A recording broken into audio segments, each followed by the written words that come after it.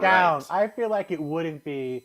It would be okay if we went down on a content ID thing because of Shania Twain. Like that's just everyone understands it's what you have to do. Oh, was that Shania Twain? I thought it was like No, Christina this is the Aguilera. No. yes, the Aguilera Yeah. Oh, estate will really? be Yeah, I pursuing think so. You litigation. don't know But your good plausible jams. deniability. Good plausible deniability, Bill, as if you didn't know Yeah. I that. don't think you can get sued for anything you do on the internet. So I think we're safe. Like, yeah, maritime. What I happens will on a remind cruise people- ship if you commit a crime on a cruise ship in like international waters?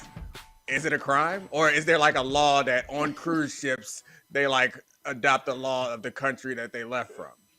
I believe it's No. up to the captain of the cruise ship to decide. He becomes like the judge, jury, and executioner on a cruise ship.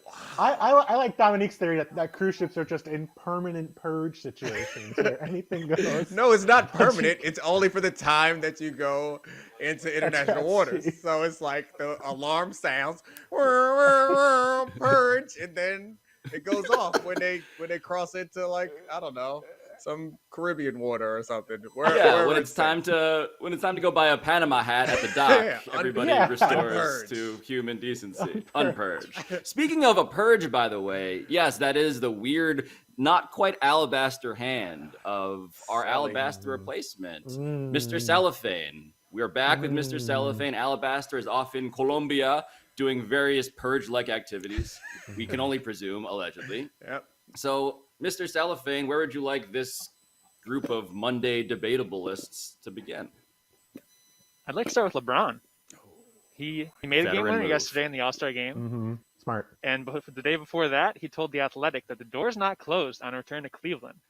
So we're asking, could you really see LeBron going back to Cleveland after next season? The question's Ooh. not asked until the paper. There we go. Yeah, There exactly. it is. Also, Sally, There it I would like is. to compliment you on going to the bread and butter. Bread and Yeah. butter. It's like, hey, we don't know what we're doing. We got a new coach in for today. You know what? Mm-hmm. LeBron. Let's just kick it Mhm. off with a little LB and nothing goes wrong there. But that Mhm. is, I mean, truly what LeBron wants us to do, and so we must obey. I mean, that's the funny part about this story is that LeBron very clearly wants us to discuss this specific question because he told Jason Lloyd of The Athletic, guys, of potentially returning to the Cavs, quote, the door is not closed on that. I'm not saying I'm coming back and playing. I don't know. I don't know what my future holds, end quote. And all we need to do really is take that first phrase, cross out the rest of it, Mr. Cellophane. It's all we're here to talk about. The door not Yeah. being closed, and LeBron specifically opening it. Because I must take this seriously, not just because I think there are Thank you. larger, like palace intrigue things, thank you very much, going on with the Lakers right now, but also because I could see it. I mean, we can discuss why the Cavs with LeBron James and Darius Garland and Jared Allen and, you know, Evan Mobley would be a real, like, contender, real contender, but it also feels like in the more present tense, there is just him doing the thing where he is, like, congenitally unable to be subtle. I was a little concerned about the word congenital in Me that too. sentence. I know Domonique was as well. Me too. Was that not subtle? You know, there's only a couple words I know that come after congenital, and none of them are good, Yeah. Pablo. I don't think Me and I don't LeBron think have I, that in common. I don't think I Yeah. know what that word means out of its like normal phrase, the other word coming after it. But anyway, I feel like Bill was gonna say something smart until you tricked us with your STD terminology. Allegedly. I got a little concerned. Here's what I'd say. Like, who among us has not been nostalgic for the past, right? I mean, LeBron was in Cleveland when he was at the All-Star game. He was playing well. His team won. Like, imagine how nice that must have felt for a guy who, when he was in Cleveland last, made it to the finals 4 consecutive times, beat the Lakers with J.R. Smith averaging like 40 minutes per game in the finals. And now, of course, he's in Los Angeles. And yeah, when you move to Los Angeles, everyone is excited. The weather's good. You're going to all these restaurants you haven't been to before. It feels great. And after like 3 months, everyone's kind of like, like the traffic sucks. Like I kind of miss Cleveland. You know, I want to go back. And he went back and had a great time. So to me, I'm not surprised that LeBron was evoking memories of the past year by saying, okay, I want to go back to Cleveland, or I'm at least open to going back to Cleveland. I feel like that's that first trip back from Los Angeles that everyone makes when they go back to where they came from. And Domonique, it's important to note that he said this, of course, in Cleveland at his sort of like own reunion at which he is the prom king, obviously, of All-Star Weekend. And so all of this was, very, very much of a piece with his criticisms of like the Lakers in the present tense too. Isn't he just gonna play where his son plays? Isn't that the move? No, that's the last year of his career. He sketched out like the way this story will end will be him and Bronny on whatever team signs Bronny. Which, if you're Bronny, how do you feel about that, Dominique? It kind of feels like a little desperate. Your name is your name is LeBron James Jr. Yep. I mean, at this point, you cannot separate yourself from King James. So like, lean into it, Bronny. I'm with you. Didn't he trademark a bunch of like weird names and stuff? Like Ronald or something? That's not. That's right. You would say you'd almost say they're conjoined. They're conjoined together when it comes to the future. They absolutely are. They are congenitally very similar. It's the LY that makes it uncomfortable. Yeah, I know. for sure. I know. But but Dominique, I just want to frame this up for the present tense a little bit more, because what is happening with LeBron James right now, right? Like, LeBron's in this position where usually, basically every year since his rookie deal, he's had the option to get the bleep out of wherever he wants in the offseason. When he signed with the Lakers, he had to forego that option for this coming offseason. And so when we hear LeBron say this stuff, when we hear him praise like at least 3 other general managers over the last week that are not Rob Pelinka, it feels like he is trying to accomplish something, again, very unsubtly. I mean, I think I use the word calculated often when talking about particular athletes, and I think it is viewed as something that is negative. I don't mean it as negative, but I also know LeBron James is a master of media. And LeBron James knows how to give us the storylines that he wants us to talk about. He knows exactly how to walk us up to it without saying it, because if he says it, then we're like, no, we're not talking about that. But it gives us just enough breadcrumbs for us to go crazy and distract us from whatever he wants distracting from. And sometimes it's some stuff in his own personal career that he doesn't want us looking at. And sometimes it's like, hey, y'all looking at him a little too much. Come back over here and look at LeBron. Right now, unfortunately, it's the previous one. Like, let's not talk about how putrid the Lakers are. Let's talk about what it could be like if I went and joined the Cavs again, which for a hot second, I considered, if I'm the Cavs, do I actually want to add LeBron James to this young, impressive mixture? And I thought, like, maybe not. And then I was like, you're stupid. Of course. Like, LeBron James, whatever baggage he comes with, if he wants to take control of the front office and ruin it, maybe he's going to do that. But he also, what he can't ruin is when GM LeBron shows up, he comes conjoined with player LeBron.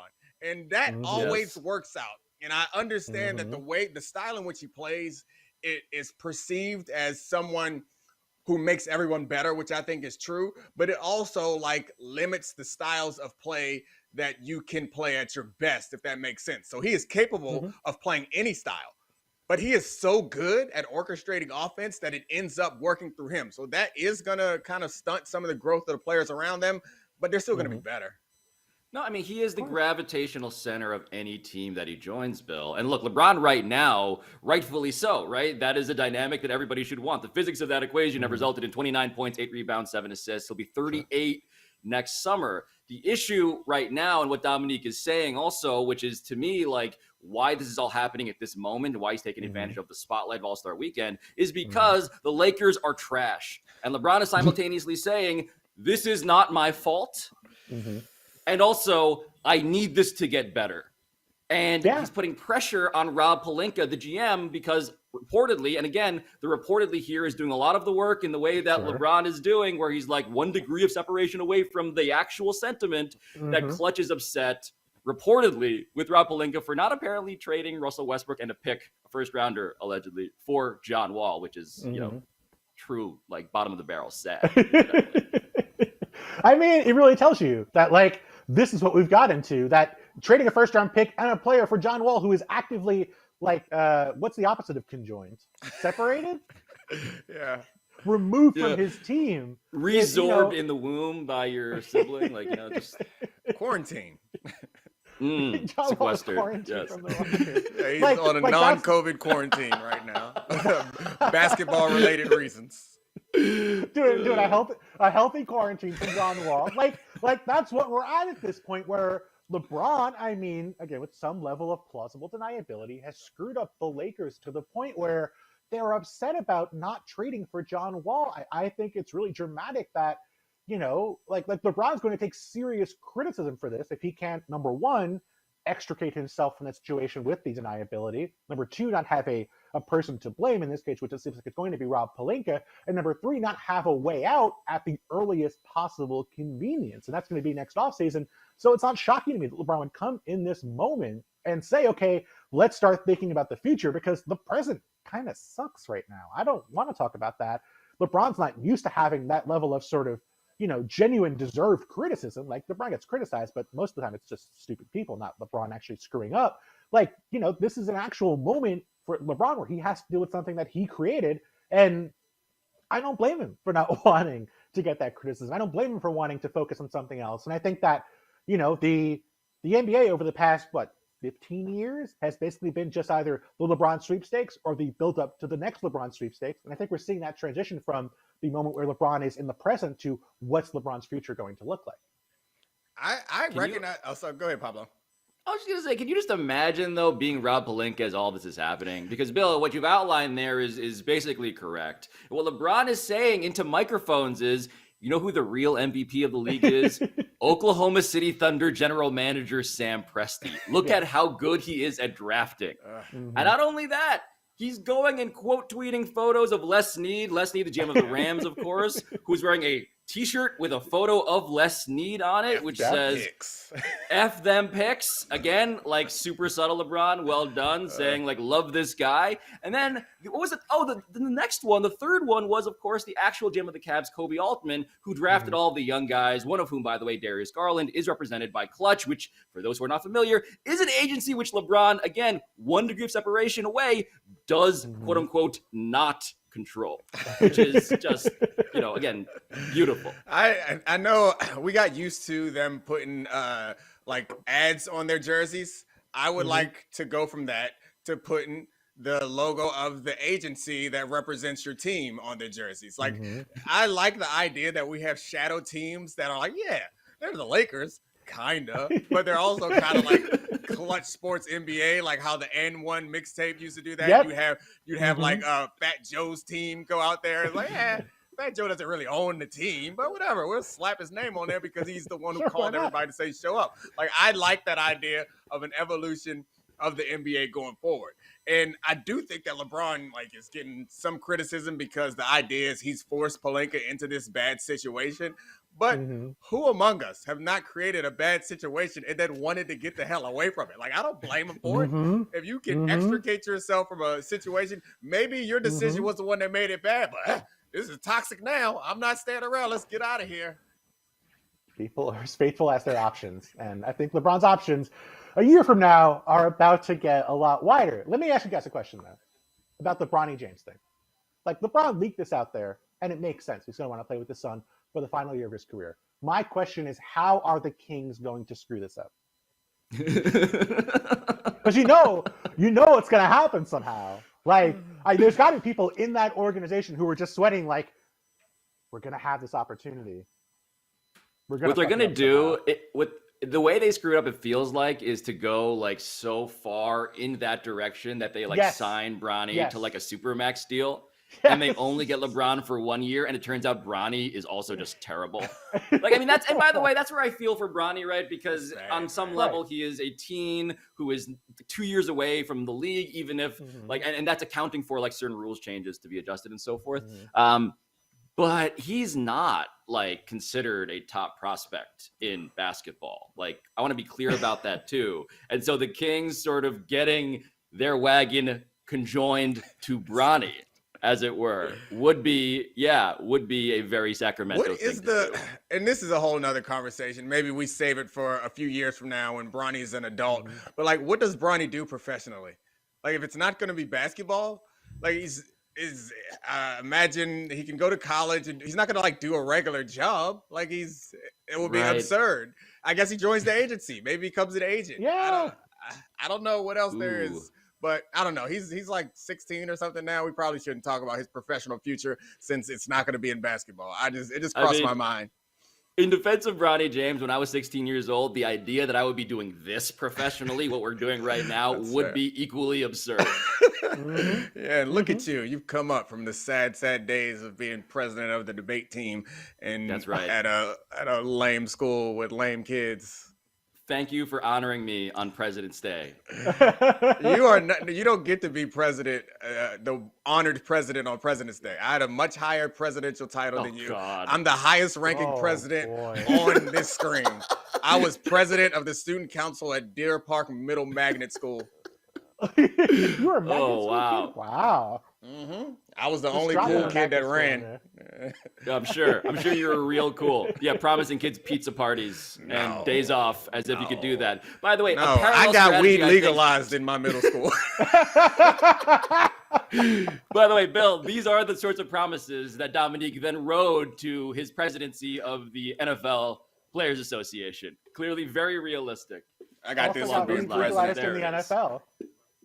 There it Also is. heavy. Also got weed legalized in the NFL. Domonique Foxworth. That is his legacy. What is that made of? Is that give a knock on that thing for the It's- microphone. yeah. What is that? What's It's that made of? of concussions. This thing is constructed of CTE and early onset dementia. Just dementia and vibes. A platform to take us into the future. Oh man. Well, thank you guys for honoring me on President's Day. I'll be taking the rest of the show off. See you later. Next topic, Sally. Oh, How sorry. is that different from normal shows? That's a good point. How is that different from normal shows, Dominique? You won't have to look at me. That's the difference. Wow. I had a question though.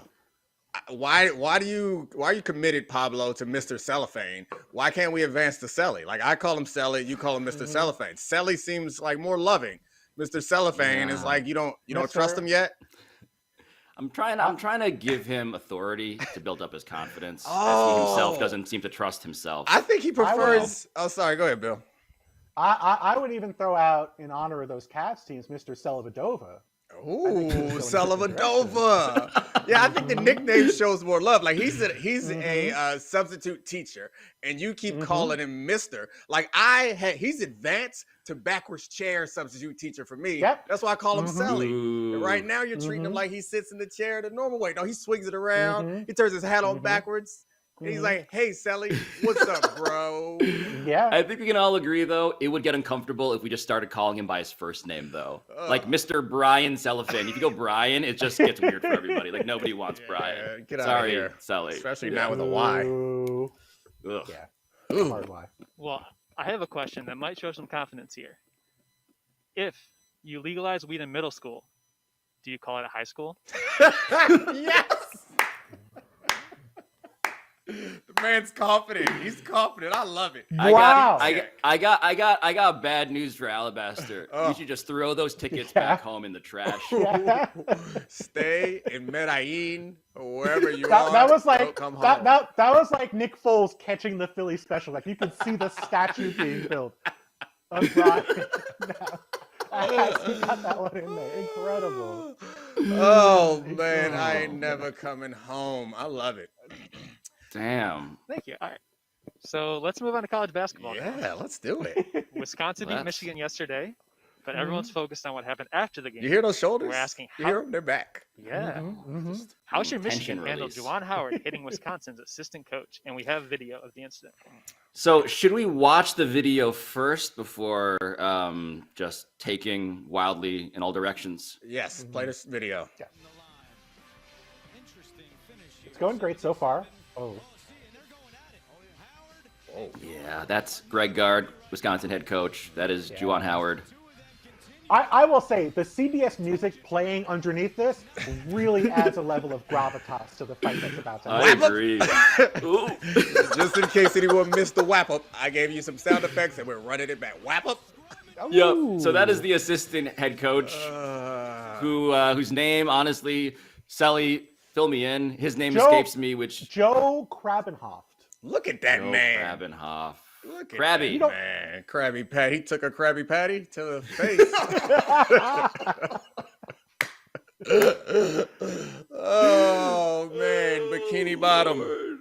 Oh, Lord. Oh, goodness. So where do we start? I don't want to be all square pants about this story and take it seriously, but it does feel like whenever there is a story like this, my first question is this like a moral horror, mortal sin? Yeah. And if the answer is no, I like to play the game of what would I do if I was his defense attorney? Yeah. And in this one, it's tough, guys. It's kind of tough. I feel like you have to wait for him to be prosecuted before you start defending him. Like, the prosecution's happened. Prosecution's happened, Dominique. Oh, it has? He's been fired. He's 24 been hours. fired. Oh, yeah, He's been exiled. I saw. I meant on the show. I read the articles where everyone is trying to do all types of horrible things to Juwan Howard. But anyway, go ahead. Feel free. Defend the man who needs no defense. Because he was self-defending himself. He said it himself. He doesn't need you to defend. This is himself speaking on behalf of himself.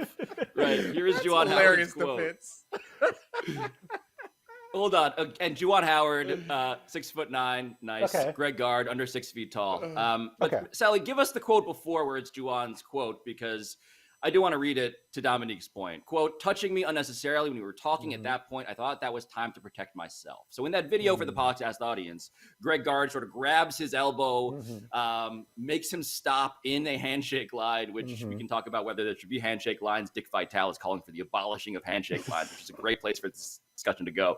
But the point is, Juwan Howard, like, in terms of how to spin this for you, I understand why you are mad. I do. I just don't think you can have any expectation to get away with what you did in response. Yeah. Right? Like, that's the difference. I get where you're coming from. Yeah, I just don't think you can escape the punishment. And I don't think he should be fired. But if we're talking about, like, they have what, like a half dozen games or so left in the regular season, then the Big Ten tournament, the team is bad.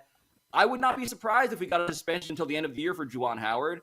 And to me, that does not seem insane, given that your job is nominally adult who's supposed to prevent everyone else working for him from doing what he did. Yeah. I mean, first off, let's take issue with the idea that this was a punch. Yeah. This was not a punch. It was like maybe a judo chop, I would say, like an Austin Powers style judo chop. Tops. I would say maybe a slap. Like, it is not a straight up punch. So we can start there. Agree. Juwan Howard did not punch anybody. And there's people between him. Also, I want to point out, on the the Wisconsin side of things here, excuse me. All look same to you, huh, Bill? Same. You get to the Midwest, see a bunch of white people, you're like, okay, well, there's a few places this could be. It's like a weird game of Big Ten Wordle. You have to narrow down the college. I wonder, was Joe Krabbenhoft on staff in case someone threw down with the Wisconsin coach? Like, you have a 6'8" guy on staff, you got to figure part of his job is crowd control and security, and that feels like he came in that role here. So I appreciate that he was doing his job, but I just like I feel like there's so much disingenuous discussion about this that would happen. There are people tweeting, oh, look, they've shaken hands in the past. They weren't shaking hands here. Juwan Howard is very clearly walking past this man, trying to avoid him, and the guy grabs him by the arm and stops him. That's what you do to a child. You don't do that to another adult. Like, I don't want to get punched, and I don't think Juwan Howard should have thrown a slap or a judo chop or a punch in this situation. Krabby Patty. He did Krabby Patty, excuse me. Krabby Patty escalated the situation here. And I think saying otherwise is to be naive and disingenuous about what happened. Yeah, I mean, so I guess it depends on where you start in analyzing this too, because if you start before the handshake, you have to go into the timeouts with the 15 seconds left, down by 15. If you start at the end with Juwan's Krabby Patty, then it feels like more like it's Juwan's fault. If you start right where we started, I can understand how someone could get upset by being grabbed up like you might do a disobedient child. But the tough thing, as much as I want to defend Juwan Howard, because like I know Juwan Howard, I know of him, a relationship with him, even though I don't know him personally. Like, he goes back to the Fab Five, and all of us have known and had fond feelings about Juwan Howard. So I think my automatic bias is to be defensive of Juwan Howard. But if the guy grabs you, you sock that guy, self-defense, heat of the moment. I get that. That's the guy who grabbed you. Then things start escalating. You're getting pushed away. You're taking steps back. You rip your arm up. You give him a patty. And then you claim self-defense. So, like, I think that it's easy to construct an argument depending on where you start on all this to defend anybody. But the one person who threw something that resembles a patty is Juwan Howard. So it's hard for us. It's hard for me, as much as I want to, and as much as my original instinct is to blame this guard guy whose name I did not know before yesterday. I was like, Juwan, I understand that elevated your heart rate. And I understand you were furious. And I understand some no-name guy come over here talking to you like he's a somebody. I don't even have the issue with you. That guy deserves a patty. But still, you can't be the one throwing them, because once you determine that he deserves it, he catches it, then you deserve something for what you've done. And I don't want to be in a position that's out here saying Juwan Howard needs to be suspended.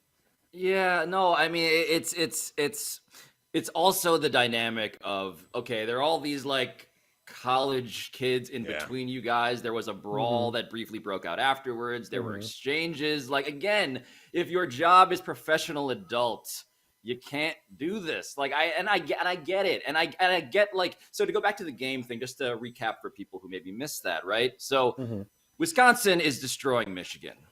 To zoom even further back on that, Michigan was a ranked team headed into this season. They have been bad. Right? They're not going to make the tournament, most obviously because of this loss in particular. And so at the end of the game, yes, Greg Gard is doing the thing where he calls a timeout. To be fair, Pablo, Juwan Howard, Bill, was doing what? Yeah. It's in his name. You're asking the man to stop guarding people. You can't do that. Well, that's what Juwan Howard was doing, right? He was pressing. And there was this funny thing after the game of, like, him calling it like a pressure 5 versus a full court press, which seems like a distinction without a difference. But the point is that Juwan Howard did not want to get embarrassed. He was looking to preserve any shred of dignity from this season that he could. And it got to the point where clearly his ego was wounded. And then it seemed like his dignity had been affronted upon, if I can use that phrase that way. And he felt like he had to do something to, you know, show that he was, in fact, a physically bigger man, if not a figuratively bigger man. And so here we are. This is my thing with stuff like that. And again, I want to be on Juwan Howard's side, but stop him. It's like, if he's calling timeouts in a blowout, don't get blown out. And Greg Gard's defense was, I called the timeout because I had all my backups in. And my backups only had a couple seconds. Like, they don't get much time to play. I'm trying to give them a fair shake at succeeding in this situation. Like, I agree with all of that. I can't be down on Greg Gard for that. Don't grab another man. But again, if Greg Gard's the one who grabbed you, then Greg Gard's the one that deserves to get the patty. Don't give it to somebody else. Like, no matter where I delayed start on patty. This, no matter where I start on this, I end up looking at one particular adult in this situation and saying that this one adult is the one who I expect more from in this situation. I cannot be upset at Greg Gard, a basketball coach, for coaching basketball the way it's supposed to be coached at the end of the game. Yeah, like, kneel it out if we're doing a football game. Like, I understand that. But to me, it seems like what he was doing seems like, while it's a little irksome and it's tweaky, it's in the line of what is responsible stuff to do. Where you draw the line, don't grab him. Greg Gard, give him a suspension for grabbing somebody. But the pattier, got to get something worse. Yeah, there was too much time in between the grab and the patty. The guy who got Krabby pattied, Mr. Krabby, was not the guy who was deserving, seemingly, without knowing what he said. But and that's the other part of this, right? It's like we're analyzing like a bar fight video, and all I know, like in the end, is like, don't punch the guy if you're a coach, or sorry, don't Krabby patty a guy if you're the head coach of a university. Like, that just seems like a pretty clear line. And so, speaking of pretty clear lines, what do we do with the handshake line? Because Dick Vitale is out here, and God bless Dickie V. He's saying, I just think we should do away with all of this. And I just find it funny that maybe that's the result of this particular episode. I don't know. I mean, I don't think the handshakes were the problem here. Like, I feel like the punch was the problem, or the slap was the problem. I feel like, you know, the grabbing was the problem. There's not like a grab dude's arm so they don't want to talk to you line. So I feel like if those two guys were going to have an argument, it would have happened anyway. It's not like Juwan Howard couldn't have gone over to yell at Greg Gard if he didn't want to. and Greg Gard couldn't have grabbed Juwan Howard's arm if he didn't want to. Like, that still could have happened even without a handshake line. I think there's another solution that would work way better for all parties involved. What's that? Every school has one designated fighter. And if there's a beef, you send one guy out there, and that's his job. You throw him out to the center of the court like in a Pokeball? Yes. Yes. It's exactly what it is. Fifth year senior, I choose you. No. I don't want it to be a student. It must be a coach. Yeah, no. Yeah. It's got to be a pro. It's got to be a coach. Good call. And they have to keep on their suit and tie.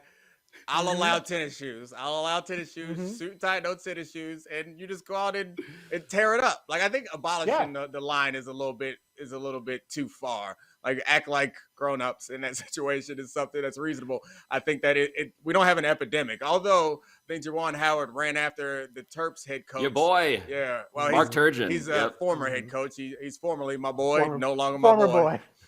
Yeah, so they're aware. R.I.P. He's not dead for anybody who's watching. He just got fired. R.I.P. I mean, I felt like that needed to be clarified. I mean, as popular as this show is, I don't want people R.I.P. Rest in severance. Yeah. Rest in severance. R.I.P. and Mark. No longer conjoined with Maryland. No, he is not. He is. And head coach quarantine currently. Yes. I had a point. I don't know what it was. It's gone. He's in a quarantine like cabin built by cash. Oh, man. So I guess Sally, we've landed on like a suspension but not a firing is ultimately where our sort of tribunal has landed. Like, we got to do it. Like, we wish we couldn't, but we got to do it. Absolutely. Yeah, I think that's good. Lots of that and lots of SpongeBob references. Thank you. Thanks, Patrick. So for this next one, we're going to move on to the NFL, where Brian Flores has a job now. And is there anything to read into the Steelers hiring Brian Flores as their linebackers coach? Ooh, so right. In comes Mike Tomlin. I guess let's put it this way, actually. Is this Mike Tomlin making this call? Because that's how it's been framed. And I wonder, like, how does this work if you're a team hiring a guy who is suing the entirety of the National Football League? Bill? I mean, I feel like you know more about the hiring process than I do. I will gag you, Mr. Former NFLPA president. I'm going to let you go first on this one. I'm passing it off to you.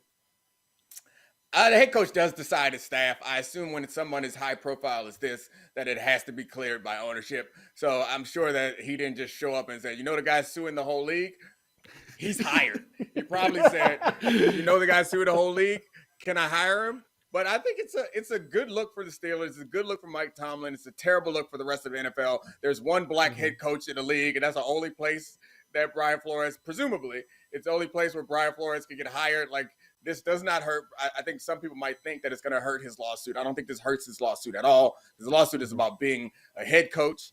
And, I mean, I think it's cool, honestly, to have Tomlin appear to have his back when it feels like so few other black coaches have had his back in this situation. No one else is coming out and putting their career on the line. Not that they should have to, but I was hopeful that other black coaches who will privately talk about how they experience this stuff would also come out and join Brian Flores so that they could not blackball them all. They can blackball Brian Flores, but they can't blackball everyone. So, yeah, I mean, I guess it's something. Yeah, I mean, Bill, look, so this is Tomlin's quote, right? Quote, Brian's resume speaks for itself, and I look forward to him adding his expertise to help our team. And on one level, end quote, there is just something to the idea of like, wow, what a market inefficiency. Like, we get this guy as like our linebackers coach because because he's suing the league. What a gift. But I'm curious, what you think of this. Yeah, I mean, we're so close to a breakthrough there of, hey, maybe a lot of black coaches happen to be market inefficiencies. Maybe hiring the second best black coach might be better than hiring the 31st best white coach. Who knows? Maybe that would be a good thing. Like, lot of analytics people out there in the NFL talking about market inefficiencies. That might be one of them. Who knows? It's like the white slot receiver. I mean, Bill Belichick's been making a killing for years out of these inefficiencies. That's right. I mean, I think it's telling that it was the the one black head coach who hired Brian Flores and the one owner in the Rooney family who, I mean, there's issues with the Rooney rule, but it exists because the Steelers owner decades ago, or how long ago was it, 20 years ago at this point, put his name on this rule to begin with. I mean, I think, you know, the Steelers were the one team that went out a decade ago and hired a black coach who did not have the sort of resume that was over the top and dramatic. And he's been, by the way, an incredible coach. I was just thinking about how he made the playoffs with Ben Roethlisberger basically down to a shell for most of this season. Probably tells you how good Mike Tomlin is as a head coach in the NFL. Like, you know, I just feel like Brian Flores is dramatically overqualified for this job. And so I'm happy he has a job, but I'm sad that this person who has a head coach caliber resume is having to settle realistically for a positional coaching job. Well, that was my next question was, what does this say that Brian Flores wants to go and do this job? Because the question, right, of the lawsuit, you know, the follow-up was raised like, well, what does he want to do with his career? What does he expect to do with his career going forward? You think once you sue the league, realistically, like that's how you don't get employed again. But the fact that he's willing to go down the ladder and seemingly, presumably, logically, then try to work his way back up, I mean, that does indicate quite a bit about the sincerity of what he's trying to communicate, doesn't it? I mean, I think it does indicate sincerity there. It also indicates a confidence that the Steelers have and a right way of doing things, that they are like confident in what they are doing there. And as someone who grew up in Baltimore and played for the Ravens, it's in my blood to like denigrate the Steelers in some way at every turn, but I can't, like, because I think that it will be a legitimate fear at any other organization. This guy is comfortable with not only suing the entire league, but putting our dirty laundry out there on the streets, telling everybody that the owner out here trying to tank, calling out everybody and embarrassing us. That's a great point. So like, if I were running a team, I'd be like uncomfortable to some degree bringing in someone like that, because I would not be running everything as smoothly and efficiency and above board as I would want it to be. Like, I'd be nervous. So bringing this guy in, I think does lend some credibility. Not only does their like long track record of success give them some credibility in having like an upstanding and reliable culture, but upstanding does not stretch to everyone in the organization. But I do think overall their organization compared to other organizations try to do things the right way. And I think back to this often when they traded away all their picks to get Minkah Fitzpatrick after Ben Roethlisberger got hurt. And I remember thinking, damn, that was dumb.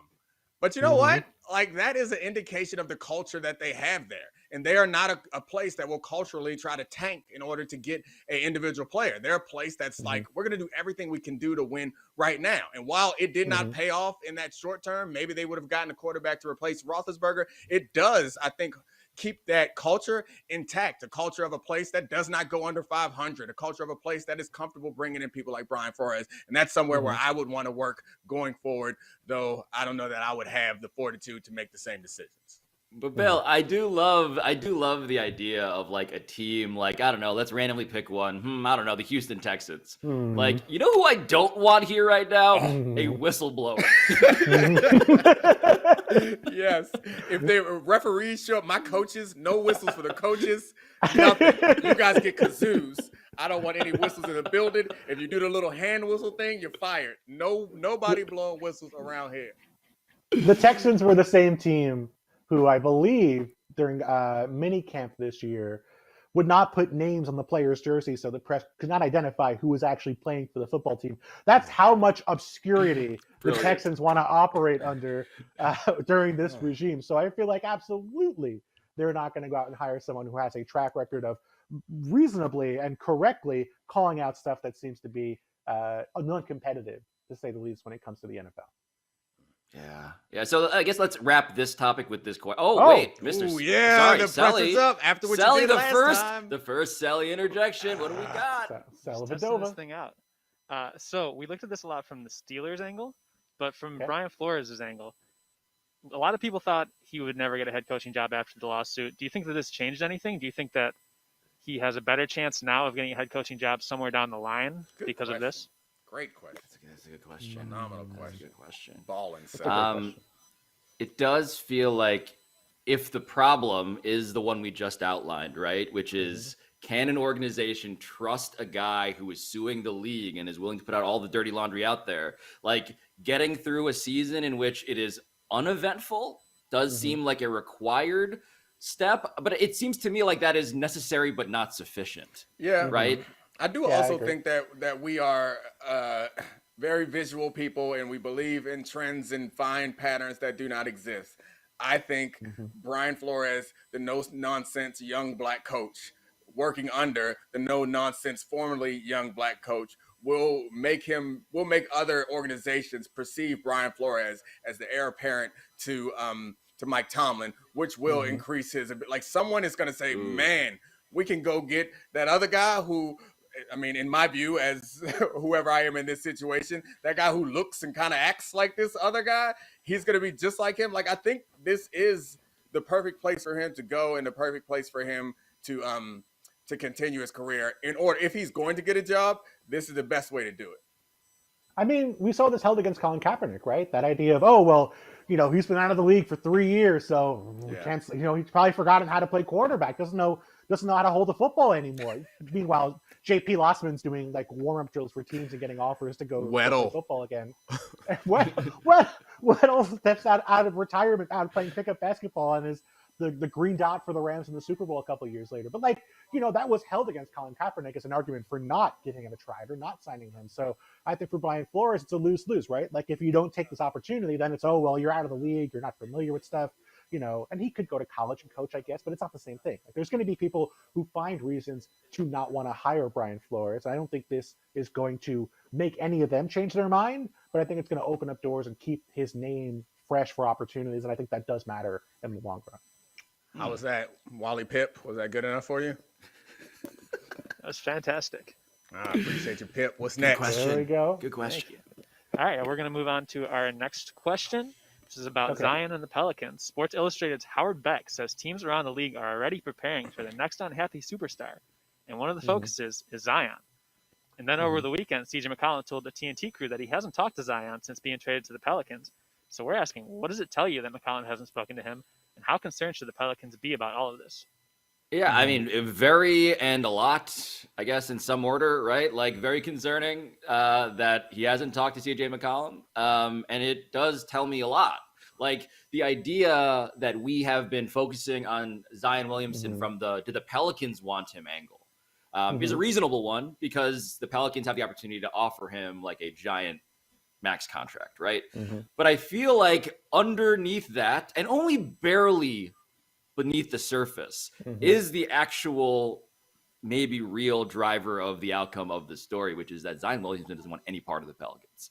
Like, that is something that I firmly believe. I think the Knicks thing, remember when he did the thing with the press conference when he was like dreaming wistfully about the Knicks in a way that was far less subtle than LeBron doing it with Cleveland, just like straight up being like, man, I love playing there, would love to blah, blah, blah, blah, blah. Yeah, so when you trade for a guy in a win-now move like CJ McCollum, as David Griffin, the VP of the Pelicans, has done, you would expect that to be enticing to your hypothetical centerpiece long-term. But no, the guy who is rehabbing and has potentially a second surgery on the way, like, he doesn't want to touch this, which seems to be a pretty clear foreshadowing. Now, here's the thing, though. Zion Williamson's 21, and I don't know. I'm 37. I'm very old. I'm much older than Zion Williamson. If someone I work with called me, I would assume something was wrong. I would assume someone died, someone's very sick, someone needs like a lot of money and they're stranded somewhere, like Colombia perhaps. I would assume something is wrong. So your beef is with the idea of the phone call as the vehicle of communication to begin with. 100%. Like, if I see someone in person, great, I'll talk, I'll hang out, whatever. But if someone calls me, I'm not picking up unless it is either someone I'm getting married to, or a family member, or I know something is wrong. And that is my concern here, is that I think we're basing this on the wrong idea of what communication is supposed to be in 2022. Yeah, has he hit the ha-ha on a text with CJ McCollum? Has he, like, at the very least, in between sort of message without actually messaging would be my concern journalistically, Domonique. He's just not going to answer. He's just not going to answer. He's just not going to answer. Hello. Hey, Bill, I'm stranded in a desert island and off the coast of Colombia. Can you come get me, please? Oh, you're a president. You'll figure it out. I do think it's a big deal. It's I don't think it's about calling necessarily, but this is not a normal workplace. Like the presumption was CJ McCollum was brought in to join up with whatever core they have now. And it is like, it seems customary when you bring in a player like this, the other star players like reach out and say some obligatory phrase about let's go get him. We're here together. I can't wait to get healthy. We're going to do this. If he didn't even reach out, like it feels like to me that he is not a part of the welcome committee, which means that he is on the exit committee. Hello, Pablo. Hey, so real quick, just between us, are we like sincerely thinking Selly's doing a good job, or are we just like pumping his ego for a while? Because I feel like mute your mic, Pablo. You didn't mute your mic. Oh, this is such a bad bit. For the podcast audience, we're doing a bit. And it was so bad that we froze Bill Barnwell's screen. That's great. Yes. Yes. The exit committee is a great term for what is actually happening here. Yeah. Because Zion Williamson, I mean, the reality of this is, and this is the whispers all around the league, if I may now refer to my unnamed shadowy sources that I have across the NBA. Yes. They are all saying that Zion Williamson wants all the way out of New Orleans. He does not get along with David Griffin.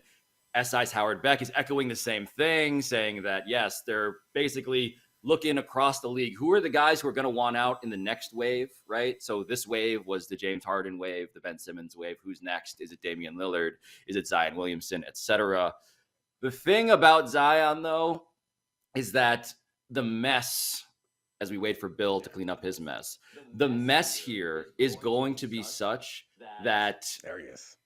I don't think there's an obvious, like, end game here. Yeah, I mean, I think you don't know what this you're can getting. get real. You don't This know what can you're get real getting, ugly, and you don't know what you're giving league-wise. away. It's a hard Exactly. situation to be in if you're receiving something that you're not sure about and you're giving away something that's not sure about. Zion Williamson could be a perennial, like, all NBA player. He has that type of talent. He could also wash out of the league because he can't seem to stay healthy. So, like, that's a hard asset to trade.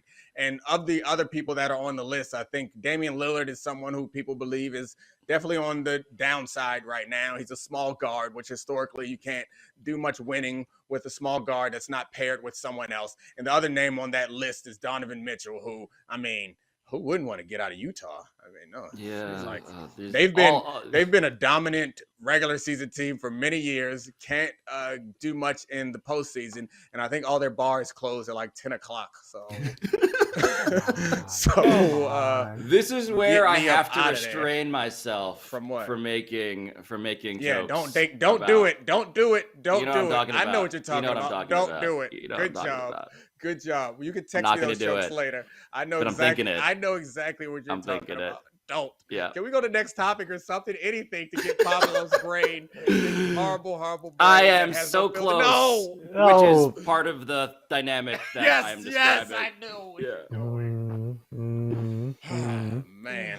And now I'm tempted to tempt you. And this is a bad situation. Do we have anything else to talk about? Please give me something. We have a game we can play. Yes. Okay, let's do All that. right. It's called What Are the Chances? A game we could play. That's another way to set up Pablo's joke, just in case you didn't know. Yep. Yep. This is the game where we give you a topic and you give us the chances. Oh. Okay. And the first one we have is what are the chances you'll remember Steph's All-Star game performance years from now? And we have highlights from his big third quarter. He was Right. incredible. This was like, it's weird to sort of point to an all-star game as maybe a top 3 highlight for one of the guys who has won championships and MVPs, all of that. But this is what happens when you do this. I'm scared. You're just like, yeah, Oh. even in an exhibition, everybody is making noises like that. Yes, it's beautiful. Dominique's almost Just making Domonique. like Mario noises. He's daring now. me. He's daring me. He's daring me. No, I'm not. Those noises don't come with your silly reference. I mean, the jumper's wet, Dominique. You know what else? All right, so Man, I hate you. I hate you. I hate you so much. So the chances here, like 100%. 100%. Yeah. Yes. Do you guys know how many bricks are being laid all across America today because of this? Yeah. Like all across America, all across the planet, people are taking stupid shots right now. Look at that reverse zero. Such a beautiful reverse zero. Oh, I'm in for 100% as well. Yes. Absolutely. This is we think about Larry Bird, right? We think about Larry Bird's performance in the 3-point contest and how dramatic that was for his for his oeuvre. Like this felt like that is a key moment in Larry Bird's even though he won titles, even though he had all this other stuff happening, that defined Larry Bird's personality on the court to us, how he did in the 3-point contest. This felt like the same thing to me. It felt like how in the Tour de France you'll have everyone biking together and then someone will sprint away from the pack and dare everyone else to catch up. Dominique, when you watch Tour de France, this happens all the quite a time. bit. All the time. All the time. I only watch Tour de France when there's an accident. I gotta be honest. The only time I watch Tour de France is when there's a pile up. That's fine. Yeah. But you get the idea. Someone is sprinting away and saying, "Can you match my level?" Even though everyone else in that level is awesome, it's so hard to match that one dominant person. That felt like Steph in the All-Star game, right? That feeling of, okay, I'm going to raise my game to a point that no one else can match, even though I'm surrounded by Hall of Famers and superstars on the court. It felt like Steph was showing off, hey, by the way, I am an absolute freak, and nobody comes close to doing what I can do when I'm hot. And LeBron hit the game winner. Oh, yeah. P.S. LeBron James hit the game winner and then On credited a Michael fadeaway. Jordan because it was a fadeaway. And then further established, in fact, that this is all about LeBron James and Michael Jordan. Yeah. I mean, the one argument Twin against us being, or the one argument that we are being prisoners of the moment, is that this was in the game portion of the show. It was not a pivotal enough moment in history that we would have led the show with it. In our show, Yeah, specifically in this program. So I do not.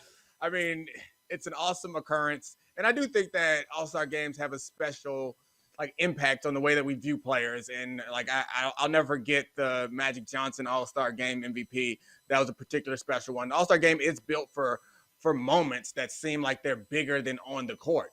I'm not sure about how this becomes a bigger than on the court moment, because it feels like that's what has to happen for us to remember these All-Star games. But what did we learn about Steph Curry?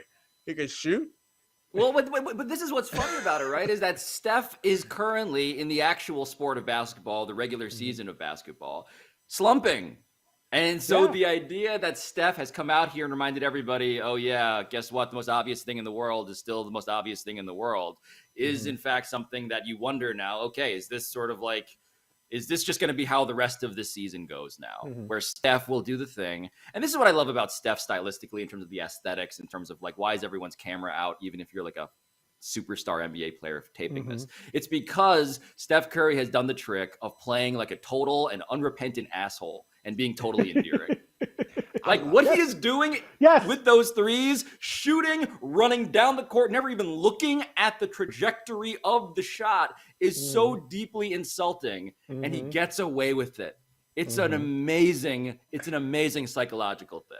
100%. He gets to play both sides in that way, because I always love that arrogant guy, and most of everyone else hates that guy. I don't know how he pulls it off, but it's parents are pointing at their kids and being like, do watch that. This. Right? Yes. Do more of this, and that is the very thing that'll get you Krabby Patty in a handshake. Oh goodness, we got another one. Yeah. We do. We have one more. Okay. We're sticking with All-Star Weekends, and we're asking, what are the chances the 3-point contest has surpassed the dunk contest as the main Saturday night event?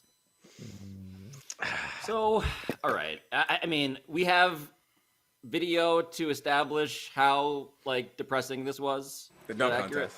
Yeah. Let's see. Yeah. Oh. Oh. It's just a montage of missed dunks. We don't have the was it Benny Hill music? Is that what we need for this? We have the rights to the Benny Hill theme song. As my man Jalen Green is not even trying to put the ball through the hoop, just sort of stopping himself midair. Again, can kind of tell where my brain wanted to go. Speaking of, it's stopping yourself. yes. Don't Shut put it up. through. It's Larry David. It's Curb Your Enthusiasm. I was thinking the whole time, like, what is the modern reference? Like, what has replaced Benny Hill music and like somebody Yes. doing something a mess? So we need the Larry David Curb Your Enthusiasm music. That's what we need to get sued. I agree. A worthy bit of litigation. But like, is there any? I ain't watched a dunk contest in years. I ain't gonna So start.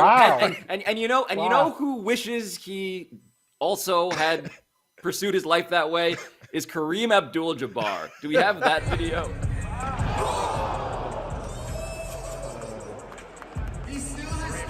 Oh, Kareem walking out Man. mid Jalen Green dunk. Oh. You know what? Caption: When you disappoint the ancestors, which feels. You know what?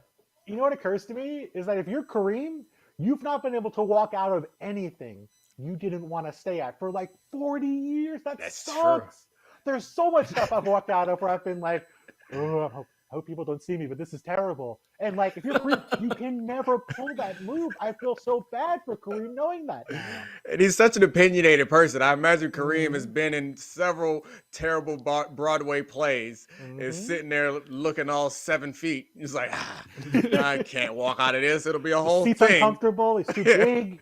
Terrible. Kareem is about to go on Substack and just destroy Jalen Green via blog post at this point. Was the 3-point contest much better? Like, Yeah, I mean, relatively. Yeah. But that's the bar, right? Like Cole Anthony wearing Timbs and then just like trying 50 times while dancing weirdly in front of his dad, which was a whole like weird thing I didn't totally understand. But Greg Anthony felt very patient in that moment.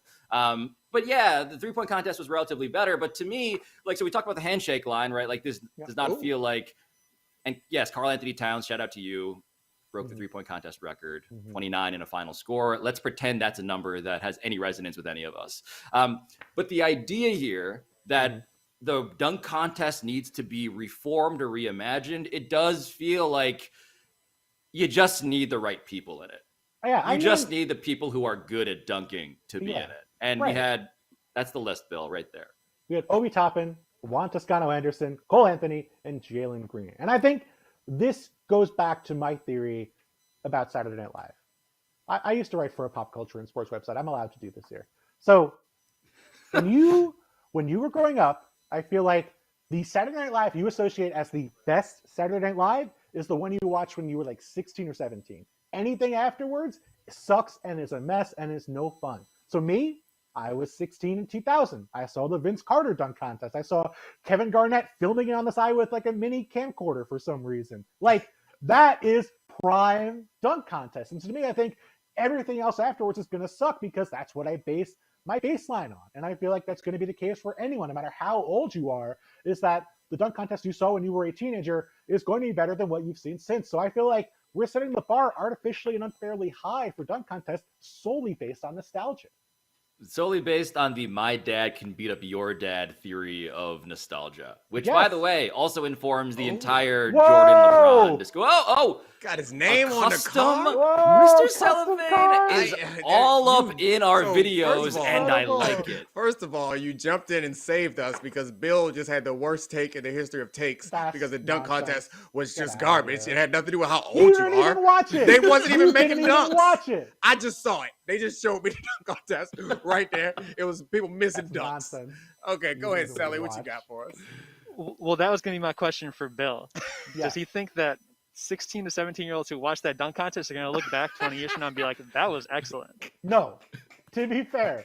No, but to be fair, a couple years before that Vince Carter dunk contest, my point was going to be that Brent Barry won the dunk contest. And I don't think anyone's looking back and saying, oh, Brent Barry was great. I It think was they're pretty saying, impressive. The dunk contest Free sucks throw because line. He Brent jumped from the Barry's free throw winning this line. dunk No, I contest. remember that. It was a good dunk contest. jumped- No, I think it's You're the proving time my thing. point. The argument about your time thing. The only thing that I think about that resonates is that there's only so much the human body could do. And it's not like gymnastics where we're like, oh, it's impressive that they can also do the thing that the other person did. No, in the NBA dunk contest, what is impressive is when someone does something brand new and they can't do nothing no more. Like they run out of stuff. They're jumping over cars. Like we need to wait like 30 more years of human physical evolution till someone can do something new. We just have solved the dilemma that is the dunk contest. Much like Russia in the Olympics and China, we must use increasingly younger children as our participants. Only their lighter bones can be thrown into the air with the acrobatics that will satiate our totalitarian government. Bronny, this is Bronny's chance right here. Get Bronny in the dunk contest. Put him in that Kings jersey. Yeah, I think it's the names too. Like there was a time when big names did it. LeBron never did it.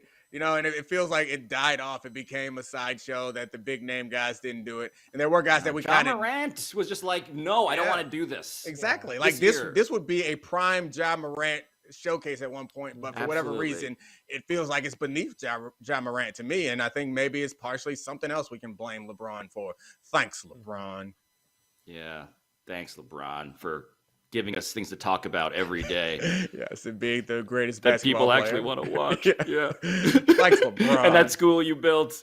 Yeah. Thanks, LeBron. Thanks a lot for that. Thanks for giving my life meaning, LeBron. Thanks for allowing me to pay the tuition of my own children via giving us material to talk about on fake television shows every day. You have to say LeBron or it doesn't mean anything. You have to say it. Thanks, LeBron. There you go. LeBron. Thanks, LeBron. Thanks for ruining the Kings, LeBron. You're pretty good at this, Bill. I'm getting concerned. We were joking, but it feels like you've been practicing this in the mirror. It's gonna happen. I got a nice mirror to yell at. Thanks, LeBron. Are you so proud of me for not? No, I was about trying soaking? The show's over. to burn it out, try to fill up all this airspace without you saying the S word. The S word. Oh. Shout out. Start with King Genital.